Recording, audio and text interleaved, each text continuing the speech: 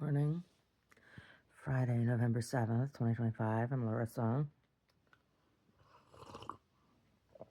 The time has come, once again, to drink from skulls.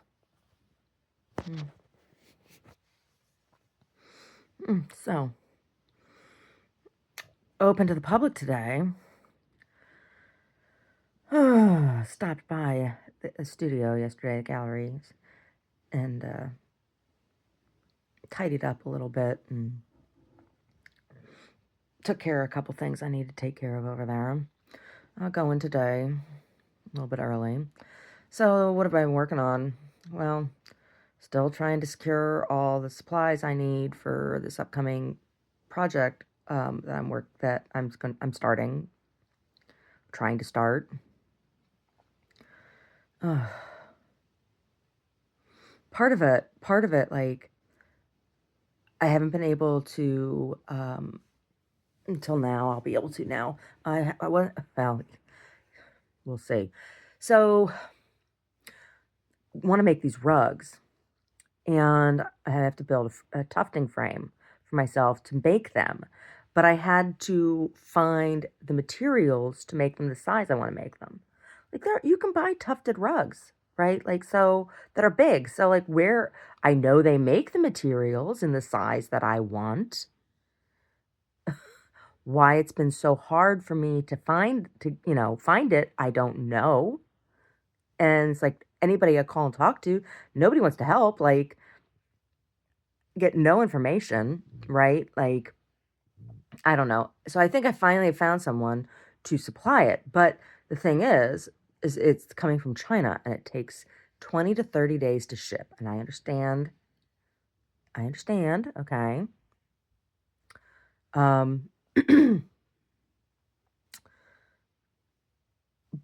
But I don't know for a fact that this is actually the material I want.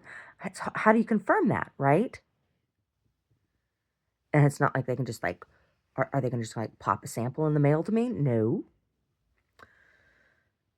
And, they sell it by the bolt. That's how I want to buy it. And if it takes 20 to 30 days, I want to order all that I'm going to need for the series at one time, pay shipping one time, not have to wait, make sure it all comes together. But I don't want to spend that chunk of money if it's not the right material, because I don't want it to arrive and then have 60 yards of a fabric that I don't want or need, right? Like, right? And I don't want to pay $400, right? I don't want to waste $400 on a bunch of fabric if it's not the right fabric. And then the other thing is, finalizing the design of my tufting frame is based on how large I can get the fabric for tufting, right? Like I want it if I can only get the fabric 4 feet wide, I can't make my frame 6 feet wide, right? So this has just been a bit of a headache. And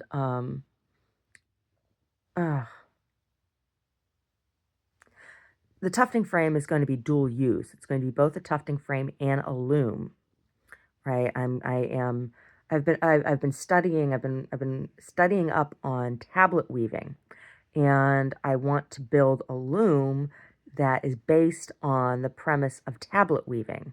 So that I know how it's all going to work and everything, and but it comes down to size, right? Like, and how much materials I need to build this thing and all that jazz. So that's been frustrating. But I've been working on that, right? And then I've started a new novel. And the new novel, I'm 3.5 chapters in right now. I wrote 2.5 chapters yesterday. And I don't know, the other day I woke up and had bee in my bonnet. I'm going to start a new novel. And I did. And it's interesting I've said it before, my process for writing fiction, my process for writing fiction is that, some people sit down, they write out an outline and everything, and they have ideas of they make notes about what kinds of things they want to happen, and they do little character vignettes and that kind of thing. They develop a character ahead of time, and then place that character into a situation. Um, that's not how I work. I meet a character, right? That's in a situation, right? In a scene. And then I get to know that character. It's like getting to know it's a similar process as like getting to know an actual person. And they're revealed through the things that they do. And so it's like I'm in conversation with them, and then I explore them psychologically, right? And the whole, like, I don't know how this story is going to end. I have no idea, right? I have no idea how this novel is going to end.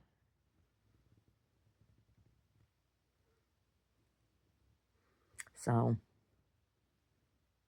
it's, like the process, like I said, it's like a process of getting to know an actual person. And this is a different character than what I than I've written before. Um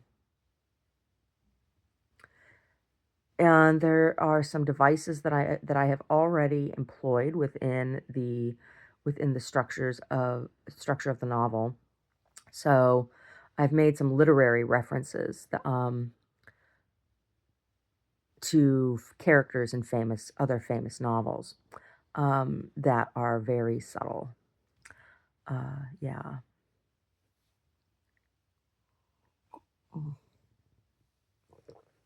And that's on purpose. Like,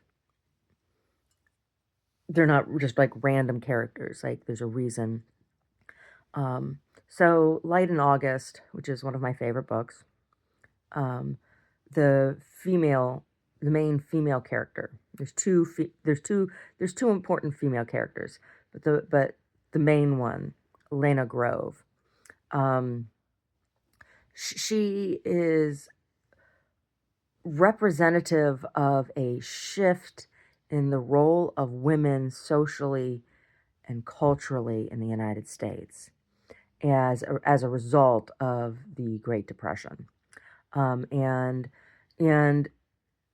her demeanor and her personality is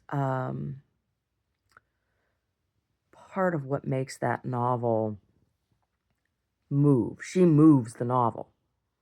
My, but doesn't a body get around? Right? She says that line over and over again. And she does. Lena Grove actually, she goes out hoofing it looking for Byron Bunch, right? The man who knocked her up, her baby daddy. And um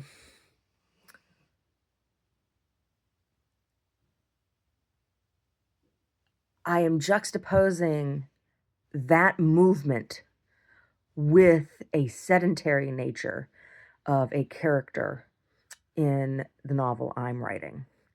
And it's like, what this is like, okay, what happens to the descendants of Lena Grove, right?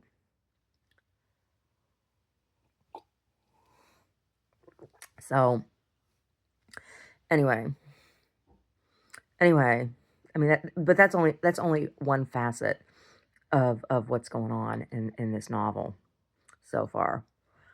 And it's kind of a side story. It's not even like the main feature, you know. Anyway, when I was done with the first chapter, and Omar came home from work, I'm like, "You ready to hear it?" He's like, "No." And then afterwards, he was like, "Oh," he's like, "That's different." I'm like, "Yeah, totally different kind of story than what I've written before." So it'll be interesting. It'll be interesting to see what happens, right? follow this to fruition. Yeah. Ugh, I saw some stupid ass headline that Prince Harry, the, the former Prince Harry, whatever the fuck he is, has apologized to Canada for wearing a Dodgers cap. And I'm just like, at first, all I saw in the line was Harry apologizes to Canada. It was clickbait. Because I'm like, is he finally apologizing for trying to extort them for $500,000 so his shallow bitch wife could buy new clothes? Right? Like, I'm like, is that what he's apologizing to Canada for? No, he's apologizing for wearing a Dodgers cap during the World Series, you know?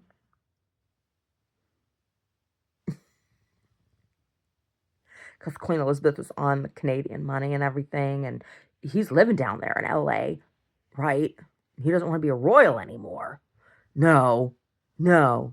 Living in LA, goes to the World Series, LA Dodgers, and he wears a Dodgers cap, you know, because that's when in Rome. What a stupid fucking story. Who cares? Who cares? Canada's like, what? Give us our $500,000 back.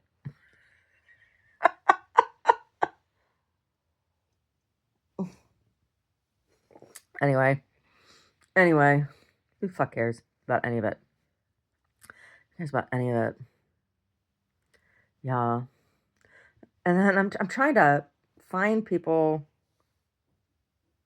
that have ads on Craigslist for, you know, contract positions at the gallery, and one of them is for a columnist for the magazine. And I don't understand, like, I have a pretty clear explanation of what my magazine is, and I don't understand applying to write for a periodical and not reading that periodical, right? People just applying because, oh, job writing. I'm not do you really think the New York Times or Reuters or the Atlantic or any of these kinds of, you know, are going to advertise a position on Craigslist? No. No, I am a small independent magazine. Very small, independent. I write, edit, and publish myself. All by myself. Right? And I'm looking for somebody who wants to collaborate on that project, right? I don't have the money to pay somebody. I have money to pay myself, let alone pay somebody else to be able to fucking live, right? And I had this one woman emailing me, trying to push on me her marketing and services and shit. And she you should do this, and you need to have searchability and blah, blah, blah, blah. I'm like, no, you don't understand. You don't understand what my publication is. What I need is a local person who can write about local things so that local people, when I'm passing out my magazine, want to read the magazine. I don't give a shit about the searching online. I'm spending money to print a publication that is non-AI. She sent me, initially, this particular woman I'm talking about sends me a bunch of writing samples and this list of, oh, I've written for this, that, and the other thing, and a bunch of stuff I've never heard of, which, fine, whatever. I can't hear of everything, right? Like, I can't expect to, but it's not like she had anything on her list that was like, oh, that that's a recognizable name. Like when I say that I've written for Patch.com, Huffington Post, people know what that is, right? This was a bunch of shit that was, it was like small magazines like mine, maybe if they even exist, right? Like I had no way, there was no way of me even, I couldn't confirm that any of these publications that she claims to have written for existed. And then the writing samples that she sends me, they read like AI generated stuff. Like when you're talking with Chat GPT, when you ask a question of Chat GPT and you get an answer, like it's very formulaic. You can tell. And that's what this is what this stuff sounds like. And she's like, "Well, you need to have good content." I'm like, "I do have good content. I don't want AI content." And she's talking about trying to drive traffic and good content for my SEO and all this shit for my website. And I'm like, "You don't understand the product."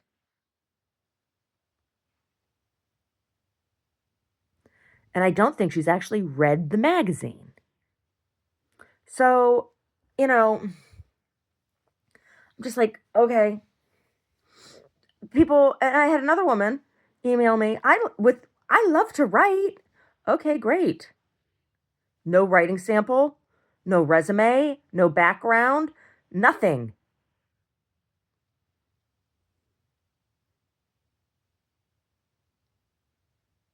I'm just like, oh my God.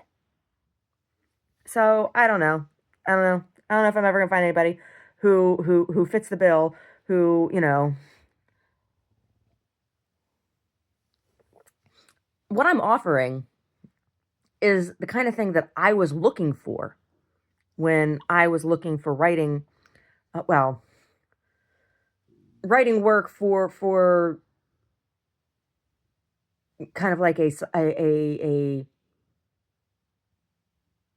I don't want to call it a side hustle, but as a writer, like wanting to be published, just wanting to be published, right? And being able to have your own column that you have autonomy over and your voice and content, that's like a big deal. That's like a big deal. That's so like I don't know. I don't know. I guess it's because people don't really write. I don't know. I don't know. I don't know what the deal is. But uh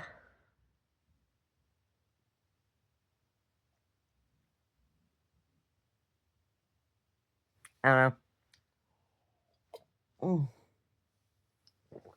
So, you know, I guess I'm just gonna keep on keeping on what I'm doing. And that's okay too. I mean, it would be nice. Um, what would be even nicer than having somebody else writing with me would be to have someone selling advertising for me so I can help pay for printing, right? I have some bitch that wants $100, $100 for 100 words, right? She wants $1 a word, right? I'm just like, no, I can't. Who the fuck pays $1 a word? Like I'm like, I need to pay for printing,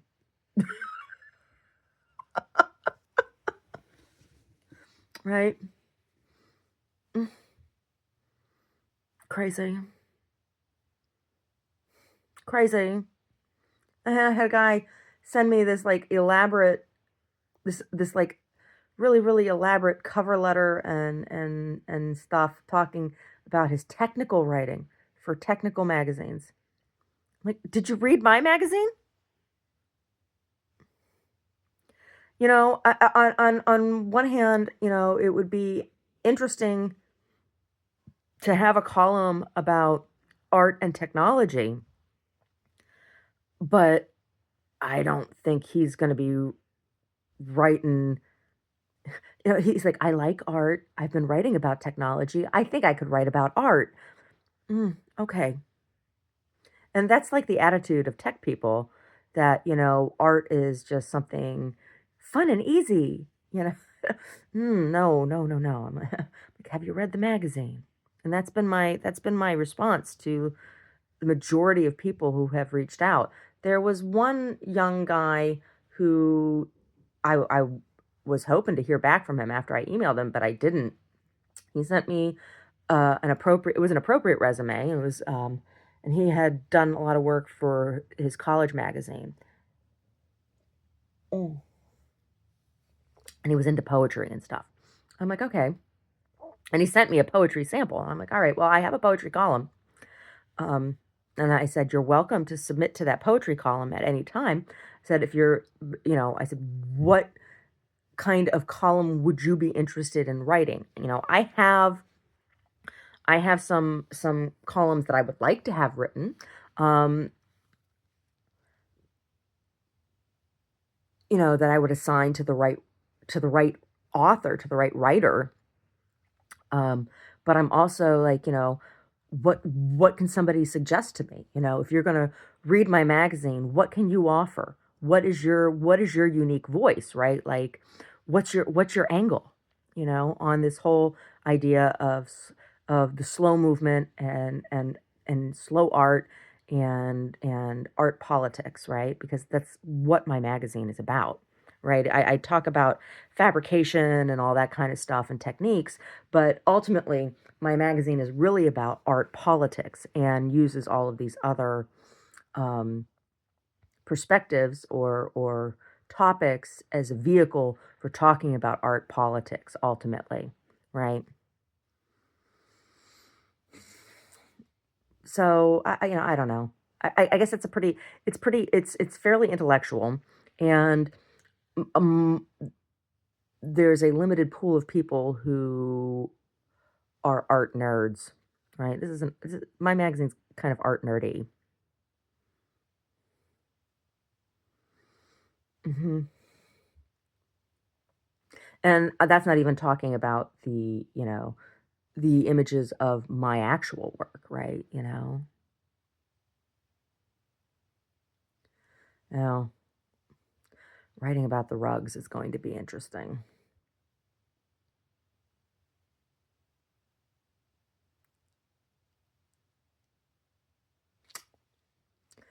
So, anyway, I have a couple interviews this weekend, today and tomorrow for stuff. People I'm interviewing for positions. So we'll see how those go. Um, After this weekend, then I'll be able to finalize the January magazine. Um, yeah.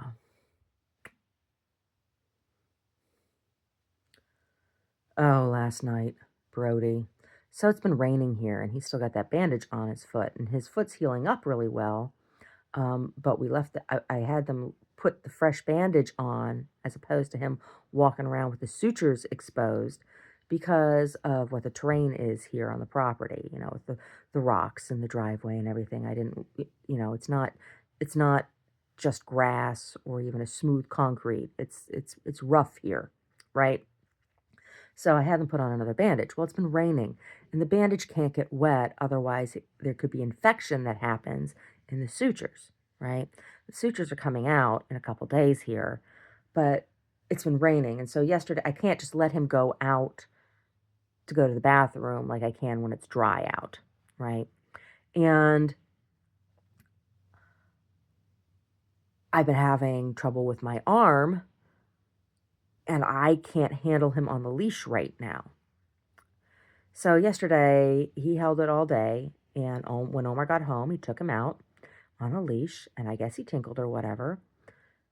But it was, Brody doesn't like being on a leash, right? It offends him, particularly when he's put on a leash here on the property.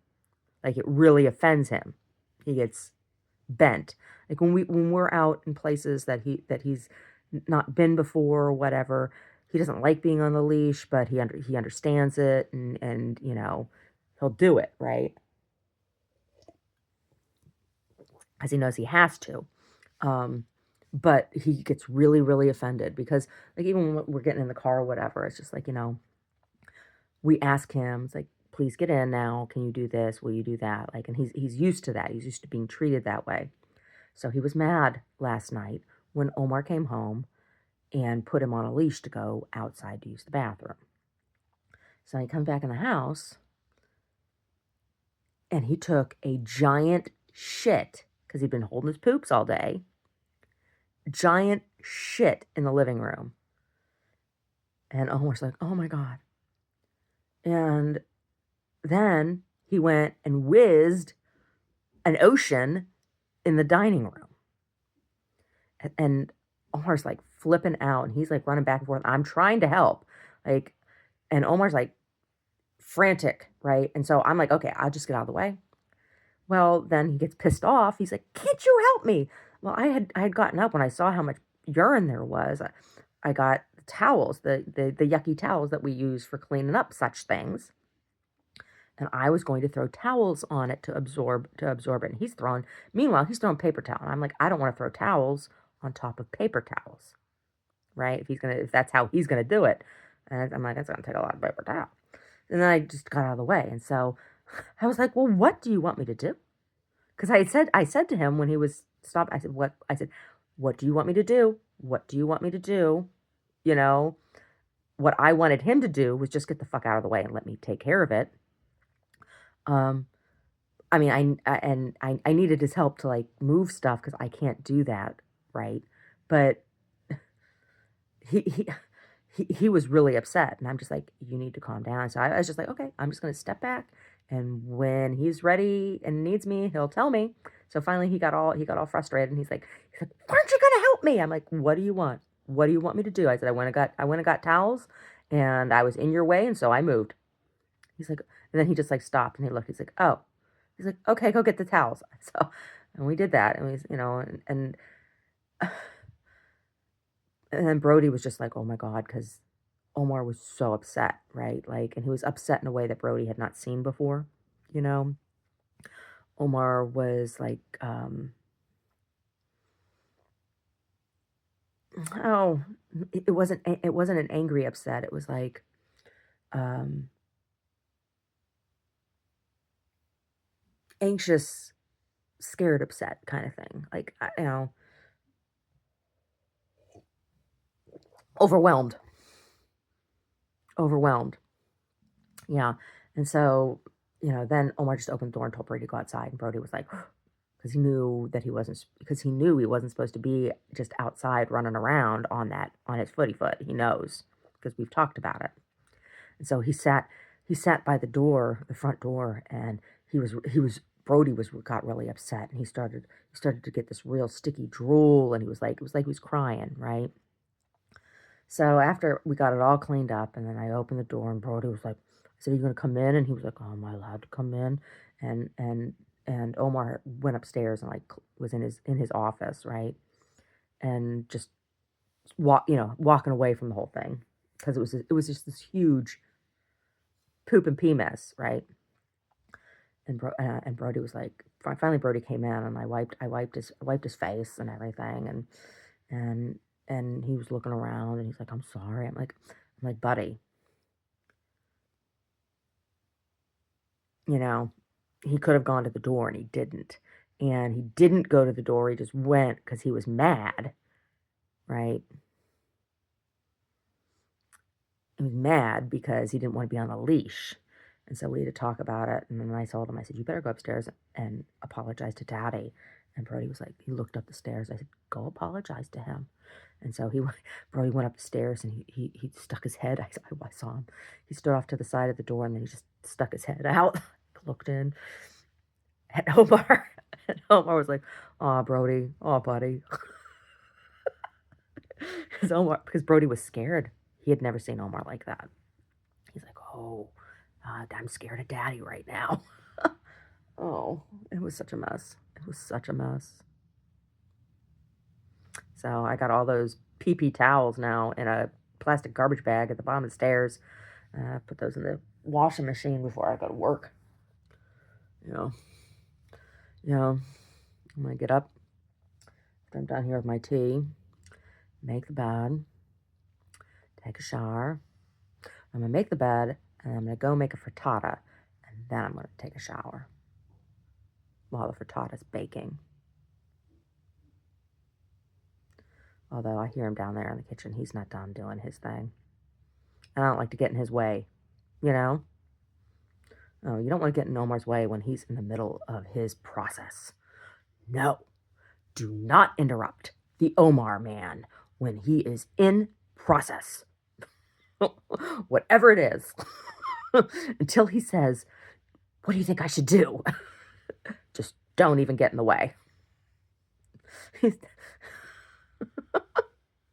I wait until he's done, and then I go do my thing. You know, I've learned to let it go. Like loading the dishwasher, it used to just drive me crazy because I'd put the dishes in the dishwasher as I was, cooking or whatever, and he'd come in and he'd rearrange everything. And I'd be like, I put them in there, they're fine. I know how to load a dishwasher, but he wants it his way, right? So it's like, okay. So I just let him do it now, right? Like I'm not invested in that. The world's not going to end. If he wants, if if he needs, if he needs the dishwasher to be loaded a certain way, then he can have it that way. I'm okay with it. Yeah. So I'll wait till he's done, doing things his way, and then I'll go do my thing. Yeah. Anyway, last night I made black bean burgers. Like I tried something new, right? So I drained the black beans from the jar and I put them in a bowl. And then I put some frozen corn in there with it.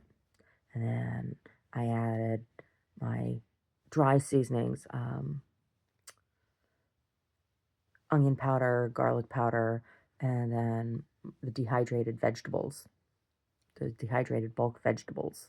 It's carrots and peppers and parsley and tomato and onion and stuff. And I put in about a third of a cup of that. And then an egg, and then some chickpea flour. Mashed it, mashed it, mashed it. Salt, some salt in there too. Mashed it, mashed it, mashed it all together until it made like a batter. I couldn't get it thick enough. I couldn't get it nice and stiff where I felt comfortable like putting them on the griddle. So it was like a thick pancake batter, sort of, right? So I made two little foil patches, and I sprayed some oil on the foil, and I put it on the air frying tray to go in the toaster oven. And then I spooned the black bean burger batter onto these little foils, and then sprayed the top of it, and then I air fried them. Well, they were good. They were good. They turned out like I could have put them on a bun when they came out of the air fryer that way. I didn't. So we had black bean burger salads, right? So I plated it. I put some fresh spinach on the plate, and then I drizzled that spinach with mayonnaise and a pepper sauce. And then the burger went on top of that, and then I sprinkled a little bit of cheese, just a little bit, not a whole lot, a little bit of cheese on top of that, and then I had sautéed peppers, onions, and tomato in a skillet on the stove, and I put that over it. So I put it on the table and was like, "What is this?" I'm like, "It's a black bean burger with no bun." It was basically what it was,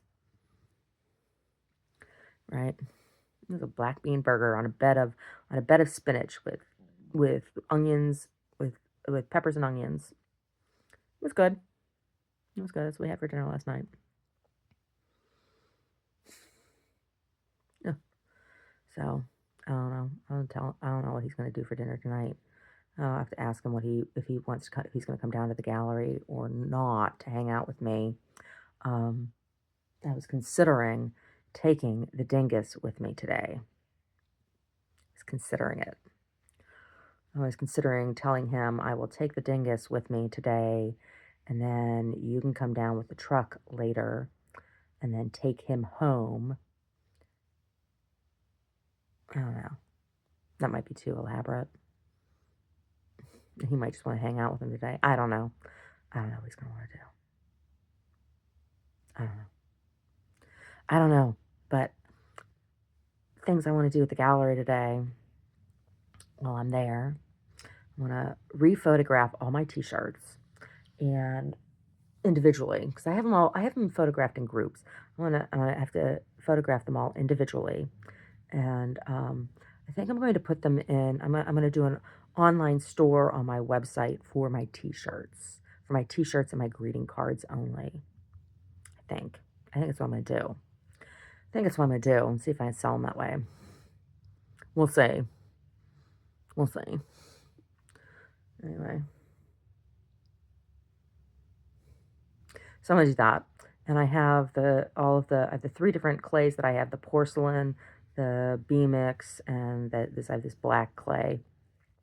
I have them in buckets with water so I can mix the slip. I want to just like let it sit in the water and get soft, real soft, and that way when I put in the mixer, it's not that difficult. It's gonna be hard. So I think I didn't break up. I have to stick my hands in there first. I don't think I want to do that today. I think I want to do that on a day when I'm not open. Yeah. So I have that to do. I do. There's that. And then, and then, and then, and then. I want to write some more. I want to get to know these characters that I just met. Oh, novel's gonna be really interesting. I will have written 3 novels in 20. If I finish this before, I'll finish this in the next couple weeks. So I will have written a total of 3 novels this year. This is the 10th novel I've written. 10th or the 11th? 10th novel. But I can't find me a publisher. No. People talk about writing books. Oh, I've written 3 books. Have you? Is that it? I don't understand why that's a big deal. I seem to be able to shit them out. But whatever. Whatever. Whatever. Wish I could find a publisher. Wish I didn't have to self-publish. It's pain. And it's expensive.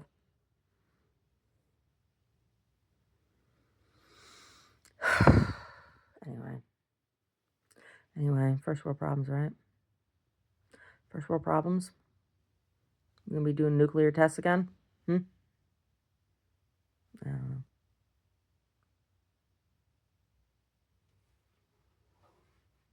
Friday. He's in here. The dick nuts.